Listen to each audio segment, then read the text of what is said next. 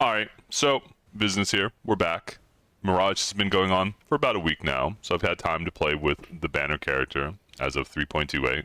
Now I want to share some thoughts on the things I like, the support gems, the new skills, what variation of banner I would recommend, and how some of them kind of get to blend together and you can mix and match, and there's lots of fun to be had there, as well as a few instructionals on crafting, how to make key pieces of the gear, as well as some of the farming strategies I've been doing, and just like examples of the gameplay.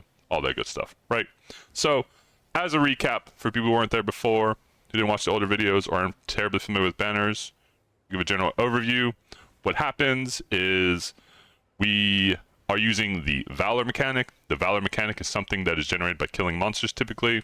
We get to use this node down here, which means we get Valour from war cries. The way we war cry is auto exertion. The support gem, the way we make auto exertion be able to generate tons of Valour, because we need like 105, is through the Foulborn Unatal's Kiss. Has 500% increased war cry cooldown recovery rate. Banners are something that you can think of as temporary auras. They're kind of like old blessings in a way. You can see here War Banner gives melee physical damage as well as increased accuracy, but you gain 10% more aura effect per Valor, you get 105 Valor. That is multiplied against all your aura effect. You end up with like 25, 30, 40 times the value of that base number. They scale off control really fast. One of the more obvious examples is something like Defiance Banner. You can see here 8% movement speed to you and your allies, but instead of 8% movement speed, we go from 52 all the way up to 306. As of Mirage though, what I've done is I've played the build a couple times in the past. Like I played it mostly last league with the introduction of Foulborn Unatal's Kiss, which is like what really made the build kick off in my opinion, but it was available earlier than that. There's a bunch of different variations. There's a cool General's Cry, Lacerated Butchering, which is kind of like a screen-wide, almost Auto-Bomber-esque playstyle that you summon Mirage Warriors and they send giant waves of blades out. It's pretty cool. There's the Rage Vortex variants, which use Rage Vortex of Berserking, which is this kind of like spinning blade that goes around you that is maintained by your Rage. And again, similar to our Valor generation, we generate Rage off of war cries using the Rage Mastery here.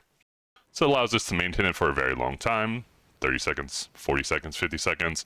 And it's one of those skills that's really handy because it snapshots several effects, and you can just re-snapshot.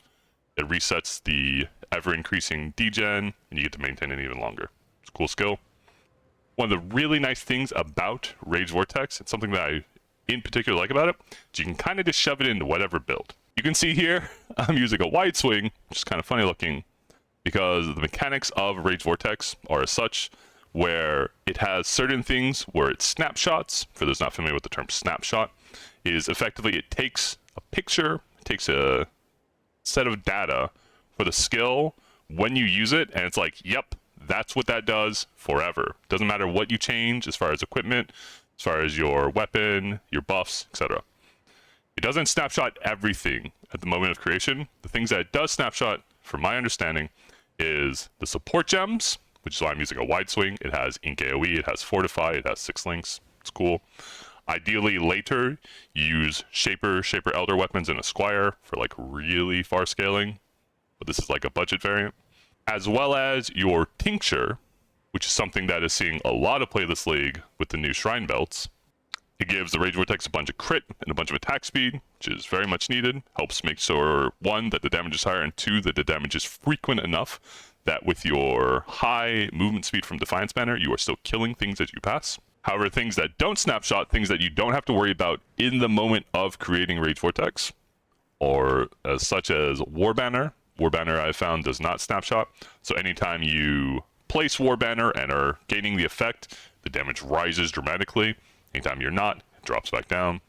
So it's something to keep in mind, as if you are at such a point in your gearing where War Banner damage is necessary to smooth out the clear, you will need to be alternating from War Banner to Defiance Banner in the Rage Vec. You will need to be alternating from War Banner to Defiance Banner in the Rage Vortex oriented builds. And then you have just the more usual builds where you're just playing with like a slam skill. In this case, so I primarily farmed early this league through bossing. I did regular pinnacles, and then I moved on to Ubers. I mostly farmed Uber Elder. It's a great fight for this build. You're incredibly resilient against Shaper and Elder attacks, and you have a good amount of regen to deal with the degens. I was using Earthshatter of Prominence. It's a skill that last league was better than Earthshatter as far as single target is concerned, but significantly worse for clear. However, this league, with me using Rage Vortex on the weapon swap, that kind of is a push, since Rage Vortex is what I will use to clear maps, and the Slam is just used for big single target bursts whenever I need it. But you can see here, it sends out a single spike, and then that spike does a big amount of damage whenever it gets popped. You can use whatever, you don't have to use it. My recommendation as far as these variants, we'll call it like a Slam variant, a Gen Cry variant, and a Rage Vortex variant. I recommend always using a Rage Vortex. I think it smooths out the gameplay for all of them quite a bit. That being said, gems are quite expensive this league. A lot of supports are expensive, a lot of main gems are expensive, there's tons of things to level. Using up all 6 or even 9 of your weapon swap for more power is something up to you whether you want to do it. I would recommend it, just something to consider though. The General's Cry Lacerated Butchering builds are again very auto-bombery, very kind of just set and forget. They still have the you have to press banners playstyle, but there's no aiming, there's no thought. They're very similar to Rage Vortex in that sense, but they do much better damage. Early on, my recommendation is you play with a Slam or a General's Cry. In my opinion, a Slam, because single target is what you need. And then you have a weapon swap Rage Vortex. Then later on, as your gear improves, especially if you move into Diamond Shrine belts, so that you scale your damage out like crazy, then you can move into more dedicated builds, such as pure Rage Vortex or pure General's Cry. But until then, I would highly recommend always using a weapon swap Rage Vortex, as well as, in my opinion, starting at least with a Slam. So something else that we get to play around with this league are the coin supports for primary skills. You can see here I have an Earthshatter of Prominence that is supported by level 1 Bloodlust. Level 1 Bloodlust is this cool little support that says, effectively, supported skills deal 25% more melee physical damage against bleeding enemies. They themselves, however, cannot cause bleed, mostly given through vulnerability through the axe itself. Alternatively, for some other encounters, I'll be using Bone Spire as a supplement for single target. This also has a guaranteed chance to bleed. But that's one of the kind of cheaper, sometimes not cheaper supports that you can kind of get away with. There's a ton of them that are good. You're pretty much looking for any support that gives you 20% damage and isn't one of the primary supports you would generally use. Otherwise, you would go with a 21 gem. 21 gem also has the benefit of being a lower mana cost. That's something to consider. But in my Earthshatter, I'm using a Bloodlust. In my Rage Vortex, it has a damage on full life. Same principle, just like a 20% damage gem. It's kind of nice. For your banners, there's a number of things you can go with. Duration is cool. Efficacy is cool. Ink AoE is cool. These are things. Some people like using Conk, which sounds a little counterintuitive, but they want to purposely reduce the size of their banners so that they break their banner more consistently and reduce the chance of them accidentally picking up their banner. Did you see here, if I were to place a banner, I gain the effect. If I were to leave the banner, I have a lingering effect and then it goes away. If I place a banner and then pick up the banner while I'm inside of it, I don't get a lingering effect. Which is why some people opt to reduce the range of their banners, because all they're doing is running through maps and lingering, and they're not trying to have a boss arena covered or whatever, right? That's a consideration. I wouldn't recommend anything for the war cries, because they do go with an auto exertion. Anything that you were to place onto them would increase their cost, including the reservation cost. That being said, there is an exception to this. If, for whatever reason, you can find one, if you can find a war cry that goes into your main Warcry setup that has Mana Leech, Infernal Cries Combust can Mana Leech, and Mana Leech does not have a mana multiplier. So that's kind of a cool one. I wouldn't really gun for it because there's a bunch of other ways you can solve mana, but it's something to think about. As far as your other ones are concerned, yeah, I wouldn't worry about them too terribly much as far as coin supports are concerned. We do get these cool new exceptional supports, Sure you're familiar with Void Shockwave. It made quite the rounds early in the league, before the league started. It's just Shockwave, but better, and it has the added benefit of working with axes. Effectively, it's just like cooldown based. It's a fairly fast cooldown. You can see it comes back every 0.5 seconds. This cooldown based explosion, small explosion, that then chains other smaller explosions and does a ton of damage. Put it somewhere in your build. It's very good. I just have it in my main Earthshatter link. It's significantly better than anything else I can put in there. Run one. It's great. I'm using a rallying cry. The reason I'm using a rallying cry that's not on auto exertion, because I have the added benefit of Hunt Leader. This is something people used in the past. That was really cool tech. I'm using it now. What Hunt Leader does is, whenever you hit something with a crit, or crit by the way, whenever you hit something with a crit, it summons a tiger, up to 5 tigers. If you summon more tigers, it refreshes their duration and life, so they're like constantly healing off the Rage Vortex, which hits like 1,000 times, right? It's cool. Gives you a bunch of crit, gives you a bunch of attack speed. It's like 125% crit chance and 35% attack and cast speed. It's a significant amount. Not only does it give that buff, but it gives 5 units nearby that are allies, which allows us to use Rallying Cry. You can see here at the bottom, it says, exerts the next 5 melee you perform. Exerted attacks deal 5% more damage per affected ally, up to 25%. There's like a common misconception about Rallying Cry and how it works, especially with like auto exertion, right? Auto exertion makes it so that if we were to look at, I don't know, Intimidating Cry. Intimidating Cry is a great example, right?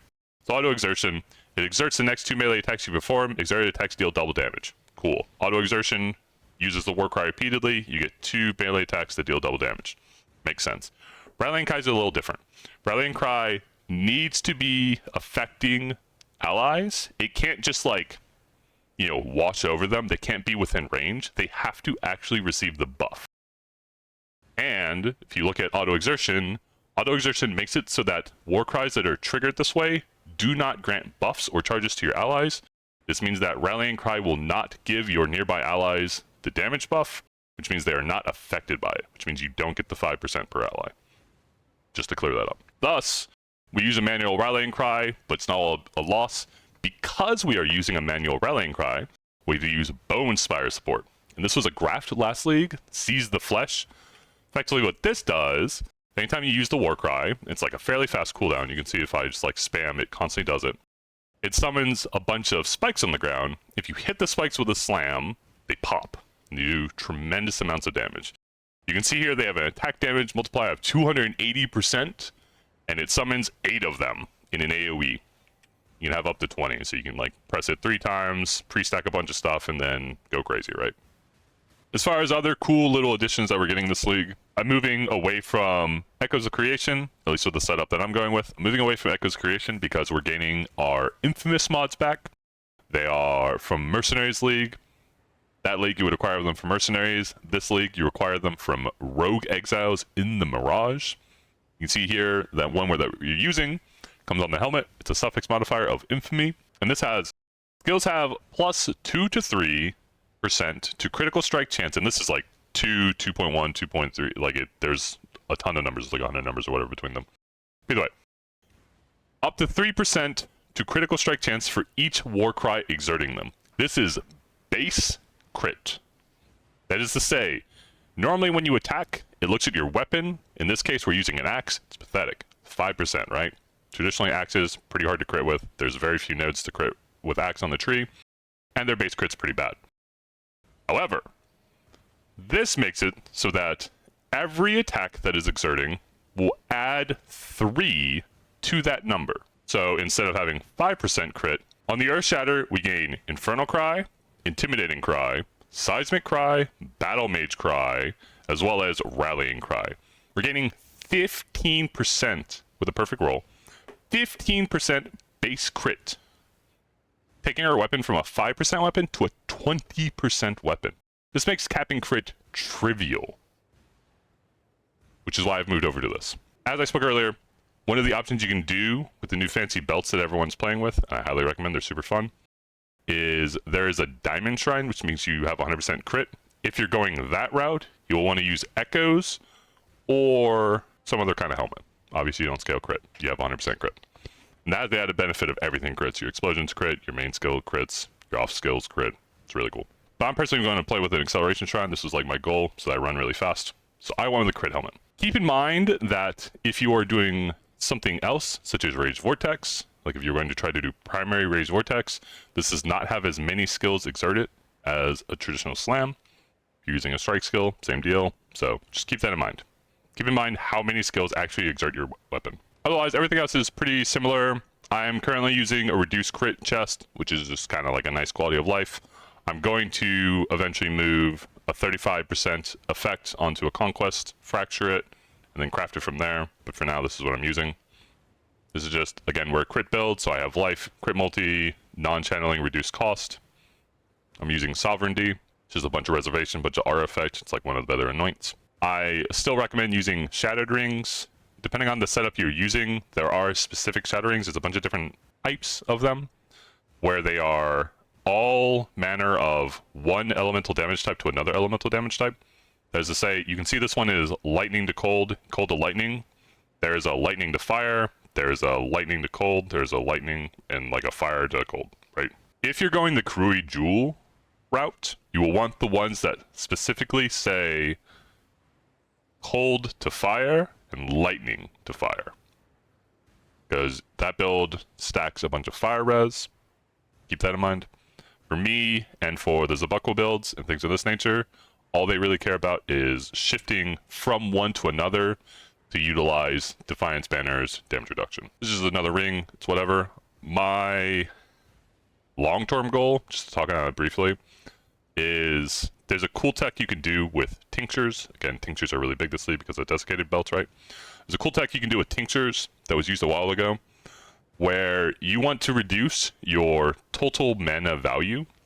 As I say, like this 781, you want to reduce this as low as possible, and I mean like single digits if you can, but you know, 10, 20, something of that nature. You accomplish this through use of minus mana jewelry, and then to make it easier, you typically use Power of Promise Templar Jewel. I'm going to try to do it without, because I want to use Caspero for other reasons. But the reason you do this is because the way mana burn functions is it gains a tick every whatever seconds, in this case 0.41 seconds, and you lose 1% of your max mana per stack per second. In this case, you can see here, I'm losing quite a bit, right? Losing 7.8 mana per second, and then double that, and then add another iteration of it on top of that afterwards. My mana is 5. It takes hundreds of stacks before the amount of mana consumption is relevant. It means that you can maintain your tinctures for the entire map. You'll see some really cool variants floating around on Ninja that I think are phenomenal, where they're using the unique Sap of Seasons to abuse this heavy tincture stacking methodology, as well as damage conversion, to play elemental slam builds, or elemental Rage Vortex, or elemental whatevers. Really cool, I love it. I'm gonna do it with just a more traditional non-converted, but I might play conversion later, just to iterate. War Banner says 4% more physical damage with melee skills, as long as it was originally Fizz, as in my damage came from this physical weapon, and I converted that damage into an element. War Banner checks it, and it's like, yep, that's cool. You can play conversion, you just can't do like anger stacking or something. That doesn't work. But as long as the base was originally Fizz, otherwise a lot of my other gear is just kind of like normal stock. I have attack speed, I have life regen, I have life. That's the important piece on this. Same deal here. I am personally using, so I know I get a lot of comments about this, and I understand why. People tell me, you know, Ancestral Vision turns your suppression into avoidance. I'm like, yeah, I get it, I understand. The reason that I personally like to use shock avoidance and a storm shroud, rather than using Defiance Banner's ridiculous amount of suppression and Ancestral Vision, is I have to spend a few more resources, right? I have to use a suffix on my boots, I have to use an implicit on my boots. Those are costly. This is an Exarch implicit. There's like quite a few good things you can get there.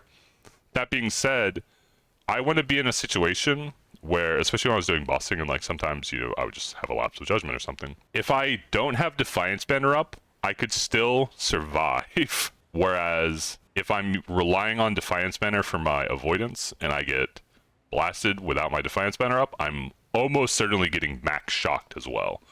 So you're 100% dying every time that happens, or you're getting frozen or something else of this nature. It's up to you. You can go with Ancestral Vision and rely on Defiance Banner. There's nothing wrong with that.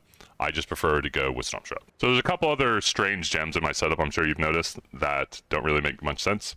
I'm running a Plague Bearer. It's not for any damage. It's not for any single target. It's not for any of that shenanigans. I have Poison Chance on my gloves. You can get off Jewel. And I have Plague Bearer here. The reason I do that is because there is this mechanic called Lost Shipments. It's not on this tree. It's on the other tree that I'm farming. There's this mechanic called Lost Shipments that places a big chest and a bunch of small chests in a little circle. I'll show an example of this. And Plague Bearer is one of those skills that while it's active will break the small chest. It's just like a nice little quality of life thing while I'm farming. Normally I would just use a Blood Rage. Blood Rage gives 20% attack speed. You don't need the frenzies from this because you're getting charges elsewhere. The attack speed, really wonderful. On the topic of my passive tree, besides the cat, and to talk on the cat some more, I will eventually be moving to Nameless. The one that makes it so that if you're not... You get an option of a sacrifice for an additional ring slot. In this case, you use Utility Flask because you don't have Utility Flask because you're using Desiccated Belts, right? But I currently don't have rings to justify it, so I'm not using it yet. I'm sticking with the cat. Later though, Nameless. Cool. I have moved into Caspiro. It's Supreme Ostination. It's from the Elegant Hubris. You can see Caspiro commemorative. This makes it so that I don't gain bonus from attributes, but I also don't need to use attributes. There's two things. First, it allows me to tattoo over my tree, which is cool, because it gives me a bunch of physical damage. It gives me fire res for the tattoo over here, and it will give me a few bit of movement speed over here. That's whatever. But more importantly, I don't have to worry about stats on my gear. This is really handy given one of the better enchants that you can get from Tempering Orbs for an axe increases attribute requirements, so I don't have to worry about that. If I want to play with a Blunderbore, like if I play with Massive Shrine, Massive Gloom, or something of this nature, later on, I can play with a Blunderbore with no issue. As well as, we get to use the new support gem here, called Eclipse, and this is something I'll set up later. I haven't quite set it all up yet now. But what Eclipse does is at level 4, so it's one of the new exceptional gems, so it goes level 1, 2, 3, and then you have to vol it up, right? At level 4, you get +2 supported skill gems. I can use in conjunction with Empower to push the banners up. But you can see here it has a hefty attribute requirement. This goes up to 273 at level 3, and I assume slightly higher at level 4. I'm not really sure. It's a lot. I don't want to get that many stats. You could get like some ridiculous reflected necklace or something with like, 150 all attributes maybe. I just went with Caspiro. This one in particular is kind of ridiculous. I bought it early in the league. There's a bunch of iterations that you can do. Caspiro again comes with the benefit of being an Elegant Hubris. Elegant Hubris gives you access to aura effect nodes. You can also get aura effect nodes on Mariketh. You can get them on Voljules, but Hubris is a little cleaner. You also get like max life here is pretty good. You can get avoidance here if you want to go that route. You can get crit nodes, I believe. I'll put up a little list here. You can check it out. Because we are a crit build, we have need for power charges. So before, you can see down here, we have Defiance Stand. Defiance Stand would be a source of Endurance and Frenzy charges. So you would have to, like, every 10 seconds make sure you click a banner. Typically not a problem. However, because power charges are valuable, because we need the crit, we now go with the very stock mob mentality lead by example. This makes it so that when you Warcry, you get Onslaught. This makes it so that when you Warcry, based on power, you gain Endurance, Frenzy, and power charges. This is effectively, you have all charges. If you are in a map where they are stealing charges, not so much, because it doesn't generate that fast. But for anything general mapping or bossing, you have 100% charges. It's great. Otherwise, I'm using Iron Breaker and Battle Hardened. This is a pretty stock one. If you have Furious, Battle, Iron Breaker, it puts these two forward. This one gives you a bunch of evasion and armor, as well as physical damage. And this one makes it so that you have 50% chance to ignore enemy physical damage reduction. Use 2 of them, 100% chance. Cool. Other than that, the only thing that I would really talk about on the tree that is dramatically different from before is we're taking Feller of Foes. This is a great access to enemy hits are destroyed. If you ever need it, if you're like early on in your progression, you need a way to deal with like porcupines. It's pretty good. Otherwise, just take AoE/damage. We have new rune graphs. You can see here, Runegraft of Rallying. This is gain 1 fortification per 5 Valor consumed to place a banner. This one's okay. I like it. I'm keeping it. It's a little sketch for bossing. General mapping, 100% uptime, full Valor, or full fortification. You don't have to worry about it. It's great. When you're bossing, you do kind of need to keep in mind that you only have 6-second fortifications. You may want to adjust your tree a little if you're doing like really heavy uber bossing or something of that nature, just to make sure you have 100% uptime. Very good node though. Very good rune, rather. We also have a Runegraft of the Imbued. Again, we're playing with tinctures because desiccated belts are cool. This makes it so that tinctures applied to you have a 30% increased effect while you're affected by no flask. This is all the time. Get one. It's really good. Otherwise, we have the traditional Runegraft of the Warp. Makes it so that the lingering buffs from your banners last longer. Makes it so debuffs last shorter. If I had more space, and I'm sure I will try to figure this out someplace, somewhere. If I had more place, which I currently don't, there's a couple things you can do. I think Runegraft of the Rot Blood is quite good.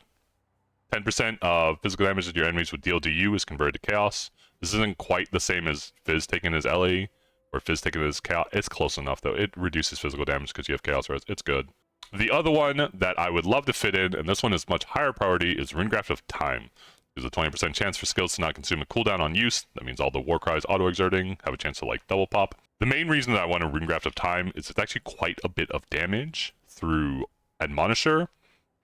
The faster Valor generation, at least in this setup, isn't really relevant. If you're playing something like Bloodsoaked and you're not using an Unitals, if you want to go with like a shield and an axe or something of that nature, would definitely use a Runegraft of the Time. But in this build, it's just a very high damage Runegraft.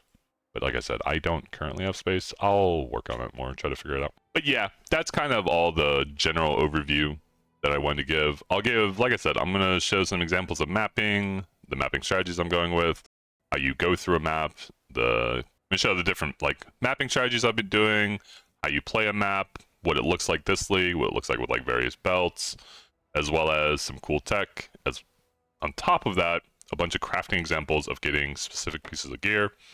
Just trying to isolate, craft, and fracture like banner effect chest or crit helmet, whatever have you. But yeah, I don't know. Banners have been sweet.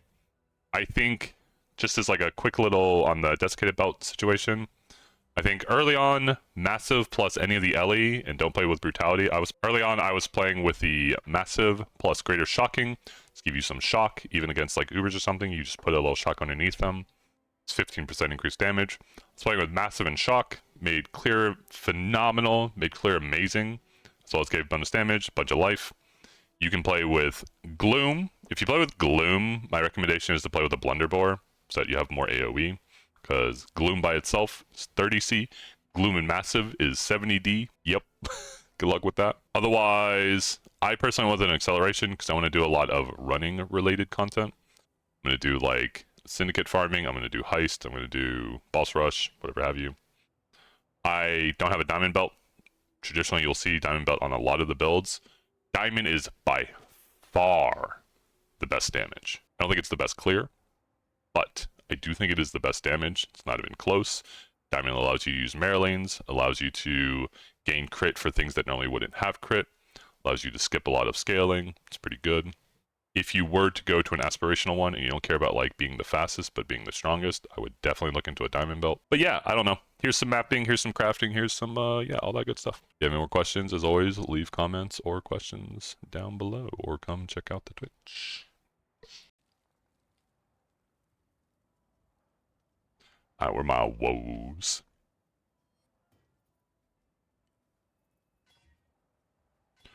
Woe until it's the only prefix. Right. That was definitely one that I just rolled over.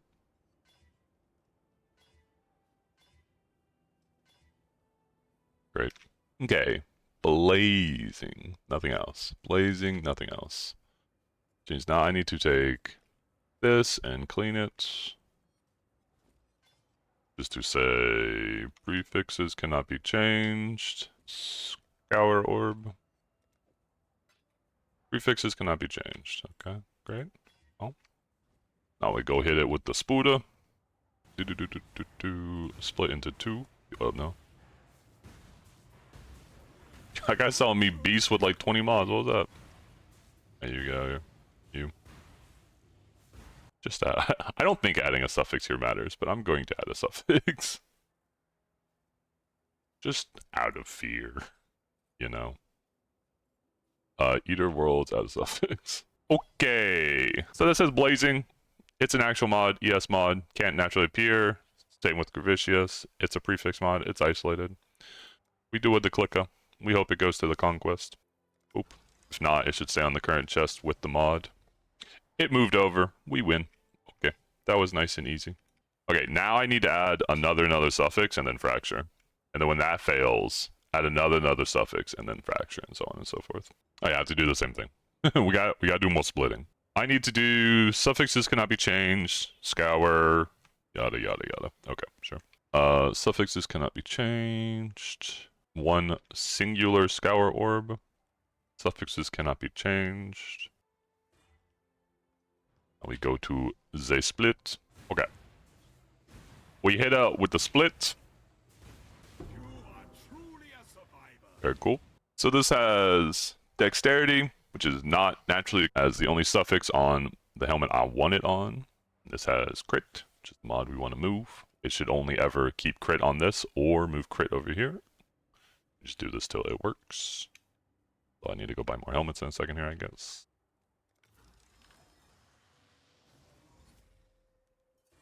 Yep, the crit. Okay, we're looking for dex is the only suffix, since annuls are expensive. I think technically I should, anytime there's like two suffix, prefix, beast, but I cannot be bothered to go get the beast. Wow, it really doesn't like doing this. Maybe I can be bothered to go get the beast. The first ones are watching Survivor. Don't disappoint them. You are truly a... Okay, isolated dex. They specifically have a phrase. Great. Isolated crit. Sold something while you were gone. Boom. Giant Slayer with crits. Alright, great. At this point, there's two things you can do. You can either Eldritch craft the prefixes. The reason I say this is because you want to leave that suffix isolated. Or you start fracturing. What you do is you have it set up exactly like this, where there are 3 prefixes, there is 1 suffix, and so you fracture, you either hit your crit, which is ideal, or you hit a prefix, which is fine. If you hit a prefix, you repeat the exact same steps we were doing before to then move that crit off of this helmet to a different helmet that is not fractured. Repeat until it is fractured. But just win, right? Unlucky. So now we would take this helmet, do the same. Continue moving it forward. We're trying to move this over to this. Oop. And now we have a clean mod again. Although this one's actually pretty good. I'd probably just keep this for now. Rolled T1 life. We just craft a suffix. And the helmet's nice. But that's how you would try to like fracture over and over and over until you hit it. That way you can do something like Reservation Helmet. Would be really nice. Okay, and then the duels are really simple. I've just been taking Viridian Fractured 2-hand multi and then spamming them with Life Reforge. Ideally, I'm hitting max life and global, or I guess it's max life and melee crit. Crit multi. But there's like a few other things that you can go with that are fun. Attack speed with 2-handed weapons is really good. Attack speed with axes is really good. I don't need stats in this setup, but there are definitely setups that you want stats. Reservation can be okay. Impale Chance is okay. I'd also recommend carrying Exalts because they're free. Anytime you hit a life mod or a multi-mod with an open, might as well tap it. So this is a fun little tech that I can't really utilize in my farms because I kind of go through the maps too fast. I don't really get to utilize it. But if you're doing big groups of monsters, Reach is kind of like the obvious one, right? But there's other stuff. Doing things where you kill lots and lots of monsters, I highly recommend you play with a greater Devour support in your Rage Vortex swap. What this does is effectively when this kills stuff, it will consume the corpses. You can't have other sources of like explode or consume or whatever have you. This has to be the thing that kills the corpse. But When this kills something, it eats the corpse. You get life and mana, whatever. It's life it cannot kill, it's not the worst thing in the world. That's not the relevant part. The relevant part is the second part. Consuming a corpse with the support skill, which is again, kill a monster, consumes it, gives you a 5% chance to get souls. This is Soul Eater. It's pretty fun.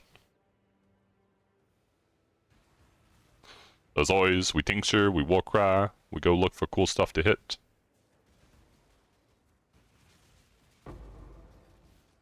You can see in the top here, the souls are building.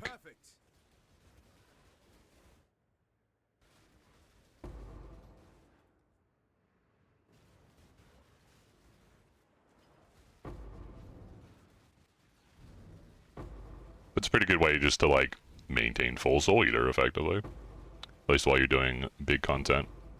And unlike the action speed, if you use like an acceleration shrine or something, attack speed does scale Rage Vortex. It will spin faster and faster and faster and faster and faster, get stronger and stronger. But synergizes quite well there. Then we go to the next. Although realistically we like click a bunch of them at once. I don't know, man. I'm not a breach farmer. My Rage Vortex has fallen off. I hit my things. We continue going along.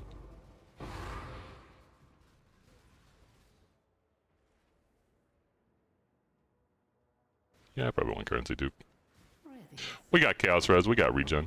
We can tank it. But, again, just permanent Soul Eater. At least while you're killing lots and lots of big monsters. Alright, here's just like a classic boss rush.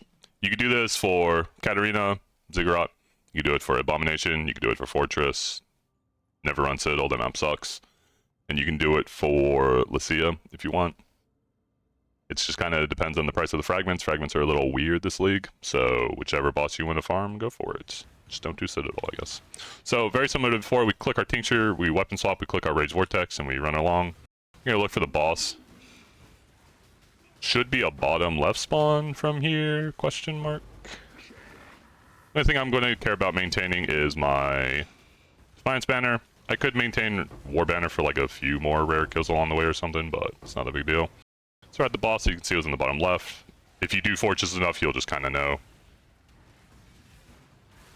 So make sure my Rallying Cry is up, press my Tincture, slam the boss again, make sure I Rallying Cry again. This is to both have Exerts as well as have the bonus damage from Rallying Crying the Wolves, the Tigers rather. Our banners last long enough and we're tanky enough that we can just kind of kill the boss.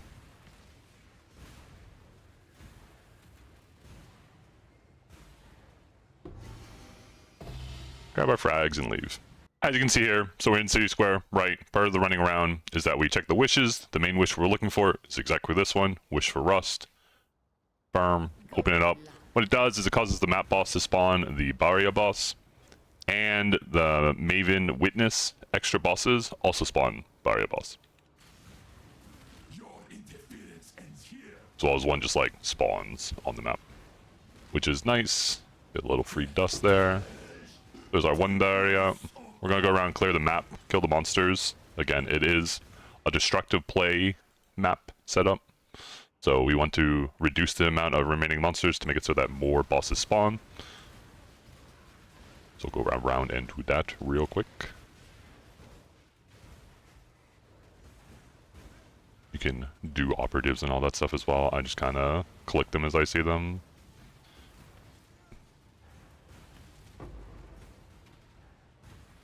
So we do this. Don't go in here screaming, killing the mobs, because you want to leave the 3 primary bosses alive.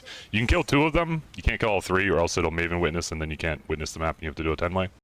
But effectively, you just like walk up, it'll spawn the extra bosses like you heard, and then you kind of lure them away. They're very aggressive. You can see here, you'll get Astrolabes from them, you'll get Barya. Their uniques aren't very useful. They're not even good dust, unfortunately. So we can see here is another boss. Looks like that's what we're getting. So we had like the one kind of naturalish spawn that was supposed to be part of the event, but it spawned prior. And then the 2 more off the Maven Witness. And like I said, you can kill the City Square bosses down to 1 of them. But typically, I kind of just like let them be at this point. That way I don't accidentally kill them all. and then have to do a 10 way to reset. But that's that. Very simple. Okay, I just want to go through a quick example of the maps I've been running recently, ever since I picked up the acceleration, and I want to just do like quick maps as fast as possible. I've been hunting It That Fled. The reason I'm hunting It That Fled is because it drops a very cool card. Look here, we have the Eye of Terror, got changed this league. Used to give a Chayula Stone, that's not in the game. Eye of Terror is a card that drops from It That Fled. Anytime you find It That Fled in an encounter in a safe house, it's just like the Fertile Catalyst card I'm sure a lot of you are familiar with. And we look at the Finishing Touch. This comes from Hillock. It's the same concept, just a much more rare card. But from what people are saying, it doesn't seem to be that rare.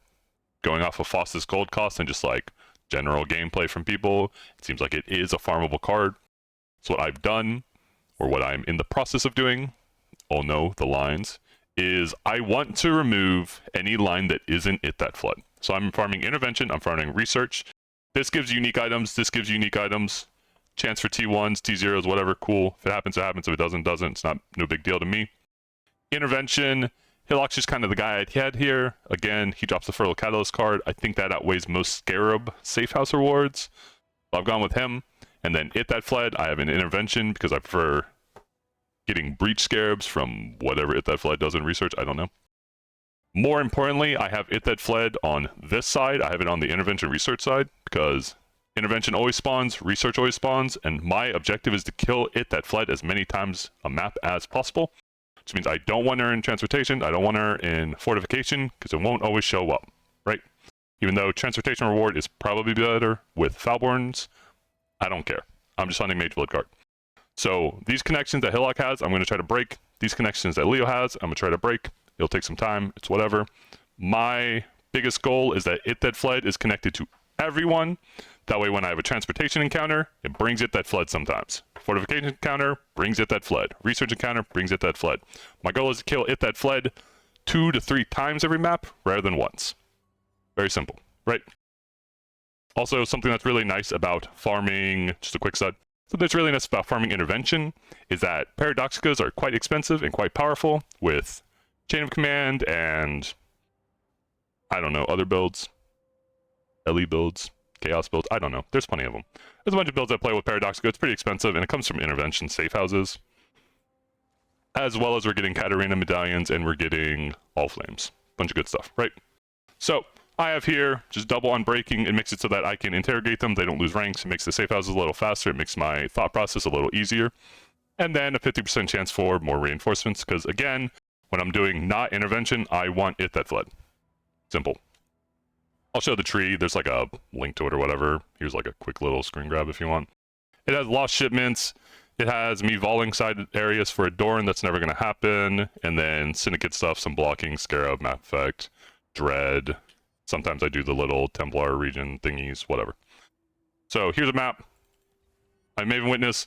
The reason we're doing Maven Witness is because I'm sure you've seen it in probably like the Steel Mage video, or like whoever, I don't know, shared it in Discord or something.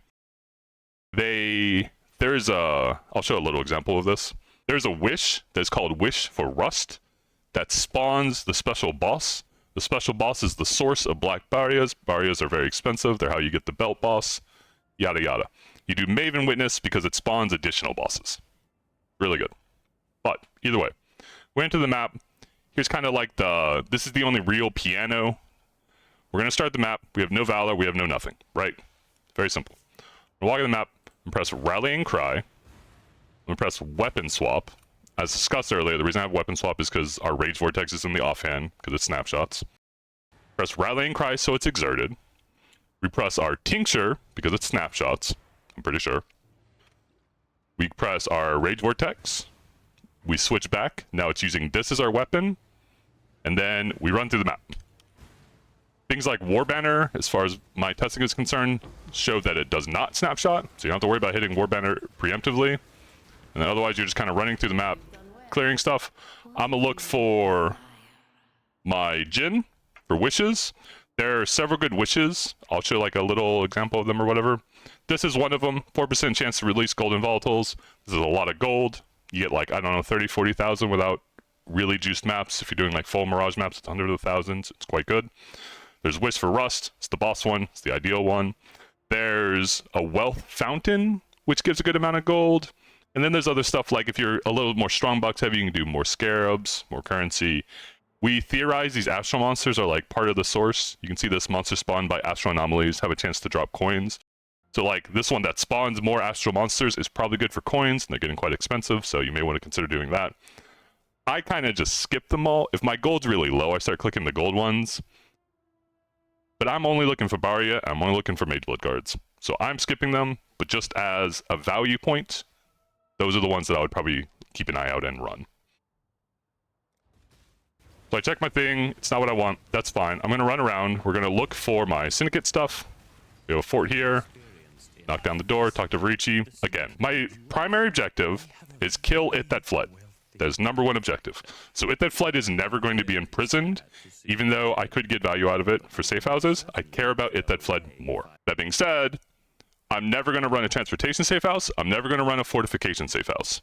I'm going to try to never fill them, but while you're building some relations with It That Fled out, it's going to happen, but that's fine, because again, they split spawn chance, so if transportation fills, it'll just spawn fortifications, and vice versa. It's not a big deal. I'm going to avoid clicking any of these like destroy things. I'm never going to try to like make connections. Connections within a safe house are fine. If it's a little messy, you can keep that. It's not a big deal. You don't want to like connect your transportation fortification people though. You don't want to do that. Because you never want to lower the chance that reinforcements are going to bring It That Fled. That's the goal, right? So in this case, I'm just going to release Verici. I don't care about this. Simple. Our intervention is going to proc now because it goes off a timer, or if you complete an objective, Here's It That Fled. The only options here you're ever going to click are things that give you a reward, give you instant intelligence, or build a connection outward for It That Fled. You're never going to interrogate. I just release. Even if you release, it still drops loot. It didn't there, but if my filter showed it, it would. And it's very simple. So we have a third encounter. We need to find the research. I'm still going to like kind of poke my head into the corners of the map, looking for, you know, starfall craters. It's part of the farm.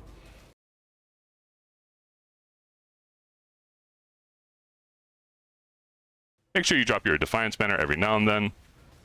Anytime you transition through a doorway, here, let me kill this real quick. This is like an important part to keep up about Rage Vortex, though we went over it earlier in the mechanics. It's good to like reiterate. So here, we can imprison Leo. Again, because of the scarabs we had earlier, he's not going to D-rank, he's going to stay rank 3. It's pretty simple. When we go into the next map, he's instantly kicked out. Sometimes it does 6, sometimes it does all 3 for 18. I don't really know what the deal is with it, but we're going to interrogate him. And so, like I was talking about, just to, you know, reinforce this, if you have a Rage Dex spinning and you transition areas, it's not spinning anymore.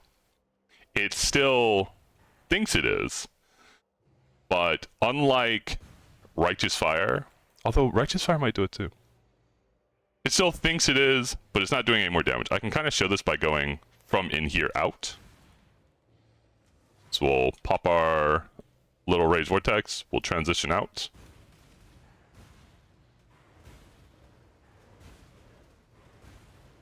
And you can see the Rage Vortex is spinning, quote unquote spinning, but these monsters beside me are not taking damage. Nothing is happening to them. Any damage that is happening right now is like Warcry Combustor or something. I don't know what's happening. But just anytime you transition zones, you need to click your Rage Vortex again. You'll notice we didn't kill the boss in the middle. Again, our objective is to be abusing destructive play with the boss spawning Wish. So I never want to actually witness City Square. I just want to be able to select Maven Witness on City Square. There's a couple other maps you can do this on, but City Square seems to be the best as far as it kind of like clips the boss more than maybe it should. Another good choice is actually Summit, I found. It spawns somewhat. It spawns definitely less frequently on the boss than in more of the open maps.